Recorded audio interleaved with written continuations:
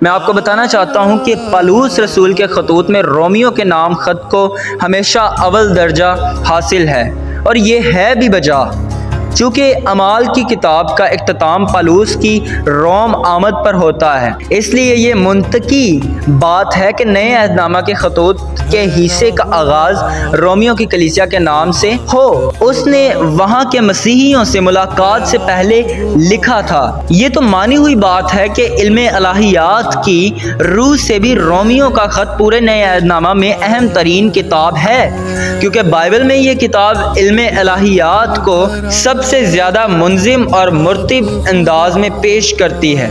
کلام مقدس کی کتابوں میں سے اس خط نے تاریخ کو سب سے زیادہ متاثر کیا۔ اگستین رومیو 13 باب 13 تا 14ویں آیات کو پڑھ کر ایمان لایا، اور یہ سن 380 کی بات ہے۔ پروٹیسٹنٹ اصلاح کلیسیا اس وقت شروع ہوئی جب بالا آخر مارٹن لوتھر اس خط کی معرفت خدا کی راست بازی کا مطلب سمجھ گیا کہ راست باز ایمان سے جیتا رہے گا، اور یہ سن 1517 کی بات ہے۔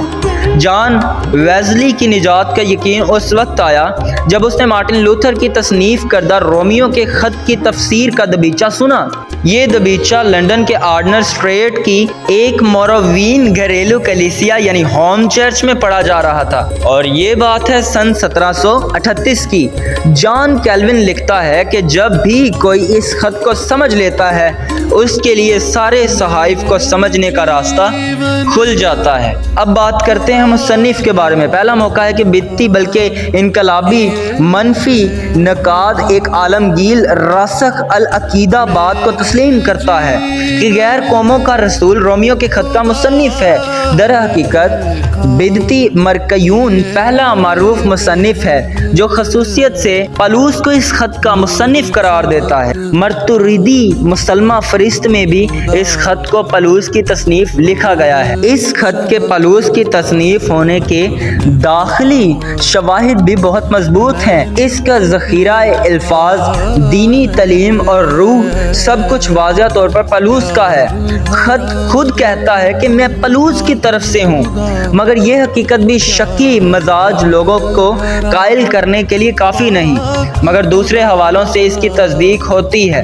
سب سے زیادہ قائل کرنے والی بات یہ ہے کہ بہت سے واقعات اور بیانات اعمال کی کتاب سے مطابقت رکھتے ہیں، اور کسی طرح محسوس نہیں ہوتا کہ یہ واضح کیے گئے ہیں۔ مثلاً مقدسین کے لیے خراج جمع کرنے کا ذکر، گیوس اراتیوس اور روم جانے کے درینہ منصوبے کا بیان، ان سب سے ثابت ہوتا ہے کہ پالوس ہی اس خط کا مصنف ہے۔ اب اس کی جو تاریخ تصنیف ہے اس پر بات کرتے ہیں کہ رومیو کا خط کرنتھیوں کے پہلے اور دوسرے خط کے بعد لکھا گیا، کیونکہ ان خطوط کے لکھتے وقت جو خراج جمع کی جا رہی تھی اب تیار ہے اور یروشلم کے مقدسین کو پہنچائی جانے والی ہے۔ خط میں کرنتھس کی بندرگاہ کنکھیریا کا ذکر ہے، اور کئی اور تفاصیل سے علماء اس نتیجے پر پہنچتے ہیں کہ یہ خط کرنتھس میں لکھا گیا۔ چونکہ پالوس نے اپنے تیسرے تبلیغی دورہ کے اواخر میں وہاں صرف 3 مہینے قیام کیا تھا، اس کے بعد سازشوں نے اسے وہاں سے نکل جانے پر مجبور کر دیا تھا، اس لیے یہ خط اسی مختصر عرصے کے دوران قلم بند کیا گیا۔ اس طرح سن 56 سال تحریر قرار پاتا ہے۔ عزیزوں، اس کے پس منظر پر بات کرتے ہیں کہ مسیحیت پہل روم کس طرح پہنچی۔ اس سوال کا حتمی جواب نہیں دیا جا سکتا۔ زیادہ امکان یہ ہے کہ روم کے یہودی جو پینتیکوست کے دن ایمان لائے تھے وہ واپس گئے تو خوشخبری کو بھی ساتھ لیتے گئے۔ یہ واقعہ سن 30 کا ہے۔ پالوس نے یہ خط مذکورہ واقعہ کے تقریباً 26 برس بعد لکھا۔ اس وقت تک اسے روم جانے کا کبھی اتفاق نہیں ہوا، لیکن جیسا کہ باب 16 سے معلوم ہوتا ہے وہ روم کے معتقد مسیحیوں کو جانتا تھا۔ اس زمانے میں مسیحی ادھر ادھر بھاگتے پھرتے تھے، ایک تو ظلم اور اظہار ثانی کی وجہ سے، دوسرے ان کی جگہ جگہ خوشخبری پھیلانے کا شوق تھا۔ تیسرے عام کاروبار کے لیے بھی وہ شہر بشہر جاتے تھے۔ روم کے یہ مسیحی یہودی اور غیر قوم دونوں پس منظر سے تعلق رکھتے تھے۔ آخرکار پالوس تقریباً سن 60 کے لگ بھگ روم پہنچا، مگر اس طرح نہیں جیسے اس کو توقع تھی۔ وہ یسوع مسیح کی خاطر قیدی ہو کر وہاں پہنچا۔ قدیم لاطینی اور یونانی ادب کی طرح رومیو کا خط کلاسک کا درجہ رکھتا ہے۔ یہ خط غیر نجات یافتہ لوگوں پر ان کی گناہ آلودہ اور کھوئی ہوئی حالت کو بے نقاب کرتا ہے اور ان کو بچانے کے لیے خدا کے راست منصوبے کو وضاحت کرتا ہے۔ نئے ایماندار مسیح کے ساتھ اپنے مشابہت اور روح القدس کی قدرت سے فتح پانے کے بارے میں سیکھتے ہیں۔ پختہ ایماندار کو اس خط میں مسیح سچائی کے رنگا رنگ کرنیں نظر آتی ہیں، جن سے عقیدہ، نبوت اور عمل کے پہلو روشن ہوتے ہیں۔ ان مناظر سے ان کی خوشی کا کچھ ٹھکانہ نہیں رہتا۔ رومیو کے خط کو سمجھنے کا بہترین طریقہ یہ ہے کہ اس کا مطالعہ پالوس اور ایک معتذر کے درمیان مقالے کی صورت میں کیا جائے۔ لگتا ہے کہ پالوس کو خط لکھتے ہوئے سنائی دے رہا ہے کہ معتذر اس کے خلاف طرح طرح کے اعتراض اٹھائے چلا جا رہا ہے۔ رسول معتذر کے سوالوں کا ایک ایک کر کے جواب دے رہا ہے۔ اختتام تک پالوس انسان کے ہر اس اعتراضات کا جواب دے چکا ہے جو وہ خدا کی فضل کی خوشخبری کے بارے میں کر سکتا ہے۔ بعض اوقات اعتراضات صاف صاف بیان کیے گئے ہیں، بعض اوقات ان کی طرف اشارہ کیا گیا ہے۔ صورتحال کچھ بھی ہو، وہ خوشخبری کے ارد گرد گھومتے ہیں، یعنی خداوند یسوع مسیح پر ایمان لانے سے فضل کے وسیلہ سے نجات کی خوشخبری، اور اس میں شریعت کے اعمال کا کچھ عمل دخل نہیں۔ رومیو کا خط 11 بڑے بڑے مسائل پر بحث کرتا ہے۔ پہلا، اس خط کا موضوع کیا ہے؟ دوسرا، انجیل کی خوشخبری کیا ہے؟ تیسرا، انسان کو انجیل کی خوشخبری کی ضرورت کیوں ہے؟ چوتھا، انجیل کے مطابق پاک خدا بے خدا گناہ گاروں کو کس طرح راست ٹھہرا سکتا ہے؟ پانچواں، کیا انجیل پرانے عہد نامہ سے موافقت رکھتی ہے؟ چھٹا، راست باز ٹھہرائے جانے سے ایماندار کی زندگی میں کیا فائدے ہوتے ہیں؟ ساتواں، کیا ایمان کے وسیلہ فضل سے نجات سے گناہ آلودہ زندگی بسر کرنے کی حوصلہ افزائی ہوتی ہے؟ آٹھواں، مسیح اور شریعت کا آپس میں کیا رشتہ ہے؟ نواں، مسیح کو پاکیزہ زندگی گزارنے کی توفیق کیسے ملتی ہے؟ دسواں، انجیل یہودیوں اور غیر قوموں دونوں کے ساتھ نجات کا وعدہ کرتی ہے۔ کیا اس کا مطلب ہے کہ خدا نے اپنی امت یعنی یہودیوں سے اپنے وعدے توڑ دیے ہیں؟ 11واں، جو لوگ فضل کے وسیلہ سے راست باز ٹھہرائے گئے ہیں، روزمرہ زندگی میں ان کا رویہ کیا ہونا چاہیے؟ ان 11 سوالوں اور ان کے جوابوں سے واقفیت سے اس اہم خط کو سمجھنے کے لیے سمجھ بوجھ حاصل ہو سکتی ہے۔ پہلے سوال یعنی رومیو کے خط کا موضوع کیا ہے؟ اس کا جواب ہے انجیل کی خوشخبری۔ پالوس فوراً مطلب کی بات پر آ جاتا ہے۔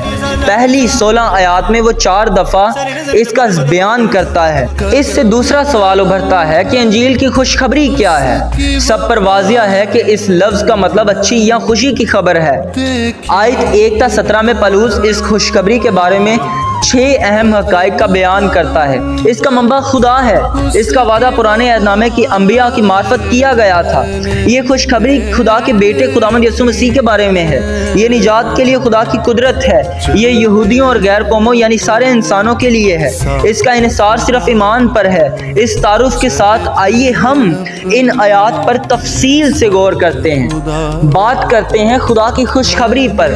اب انجیل کا جو تعارف ہے وہ پہلا باب پہلی آیات 15 آیات میں بتایا گیا ہے۔ انجیل کی خوشخبری کا مفہوم پہلا باب 16 تا 17 آیات میں بتایا گیا ہے۔ انجیل کے پیغام کی عالمگیر ضرورت پہلا باب 18ویں آیات سے لے کے تیسرا باب 20ویں آیات تک بتایا گیا ہے۔ انجیل کی خوشخبری کی بنیاد اور شرائط تیسرا باب 21 تا 31 میں بتایا گیا ہے۔ انجیل کی خوشخبری کے پرانے عہد نامے کے ساتھ ہم آہنگی باب نمبر 4 میں بتایا گیا ہے۔ انجیل کی خوشخبری کے عملی فوائد جو ہیں وہ باب نمبر 5 1 تا 11 آیات میں بتایا گیا ہے۔ آدم کے گناہ پر مسیح کے کام کی فتح باب نمبر 5 12 تا 21 میں بتایا گیا ہے۔ پاکیزہ زندگی بسر کرنے کے لیے انجیل کا راستہ باب نمبر 6 میں بتایا گیا ہے۔ ایماندار کی زندگی میں شریعت کا مقام باب نمبر 7 میں بتایا گیا ہے۔ रूल कुछ पाक जिंदगी के लिए कुव्वत है, बाप नंबर 8 में बताया गया है। अंजील की खुशखबरी और इसराइल के बारे में जानते हैं। इसराइल का माजी जो है वो बाप नंबर 9 में बताया गया है। इसराइल का हाल जो है वो बाप नंबर 10 में बताया गया है। इसराइल का मुस्तकबिल जो है वो बाप नंबर 11 में बताया गया है।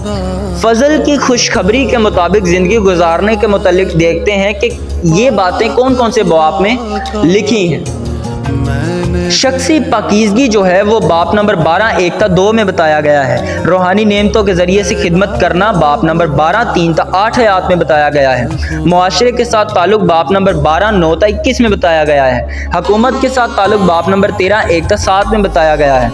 मुस्तकबिल के साथ ताल्लुक़ बाप नंबर 13 8 ta 14 आयत में बताया गया है। दीगर ईमानदारों के साथ ताल्लुक़ बाप नंबर 14 1 आयत से लेके 15 बाप 13वीं आयत तक बताया गया है। पलूस के मंसूबे बाप नंबर 15 14 ta 33 आयत में बताया गया है। दीगर ईमानदारों की कदरदानी और सलाम बाप नंबर 16 में बताया गया है।